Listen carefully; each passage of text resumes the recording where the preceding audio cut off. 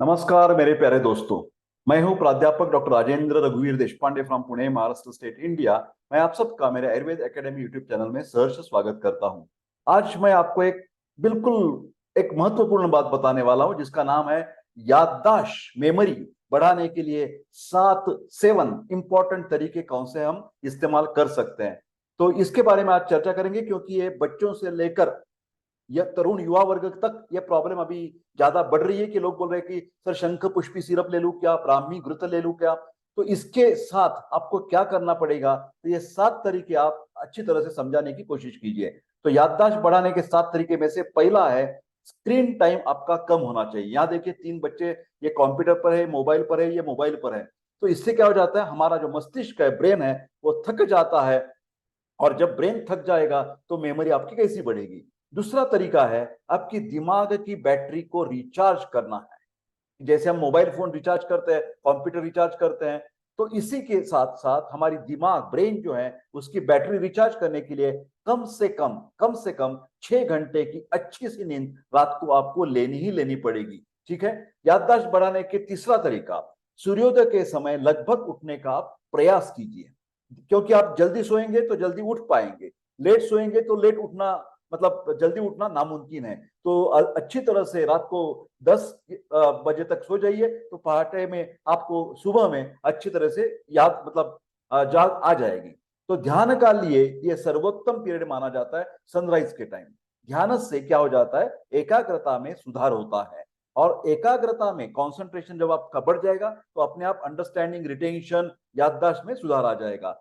इस समय पहाड़ जो होती है ना, सुबह का वक्त जो होता है, वो सबसे शुद्ध हवा होती है और मन भी हमारा ताजा हो सकता है, मतलब ताजा ही रहता है उधर। याददाश्त बढ़ाने का अगला जो तरीका है वो नियमित व्यायाम या खेलकूद बिल्कुल आवश्यक है, हर एक को आवश्यक है। रक्त, उससे क्या हो जाता है, जब हम खेलकूद करते हैं, व्यायाम करते हैं, दौड़ते हैं, चलते हैं, तो संचार, रक्त संचार, ब्लड सर्कुलेशन बढ़ता है। और जब सभी अवयवों को, सभी पेशी को, सभी सेल्स को जो रक्त पुरवठा है, खून का जो संचार होना चाहिए, उससे न्यूट्रिएंट्स मटेरियल मिल जाते हैं। चाहे वो अमाइनो एसिड्स हो, चाहे वो कोलेस्टेरॉल हो, चाहे वो फैट सब्सटेंसेस हो, जो भी चीजें हमें न्यूट्रिएंट्स, विटामिन लगते हैं, वो सब मिल जाएंगे। और उसके साथ आपका मस्तिष्क का पोषण अच्छा होने के कारण याददाश्त भी डेफिनेटली बढ़ जाएगी। अगला जो तरीका है वो नस्य बोलते हैं आयुर्वेद में। पंचकर्म में एक नस्य अच्छी चिकित्सा है, जो बोलते हैं ऊर्ध्वजत्रुक विकारेशु विशेषत, जो हमारा सिरो भाग है, ऊपर वाला जो हिस्सा है, उसके लिए नाक में से दवा डालना ये बेहतरीन उपाय आयुर्वेद ने कहा है कि नासा ही शिरोसोद्वारम, इसको बोला है कि ये डोर है to enter into your brain cells. तो ब्राह्मी घृत मार्केट में मिल जाएगा, या गाय का घी के साथ आप नासिका में मेडिसिनल ड्रॉप्स डाल सकते हैं। मस्तिष्क केशिकाओं के पोषण से याददाश्त में डेफिनेटली सुधार आ सकता है।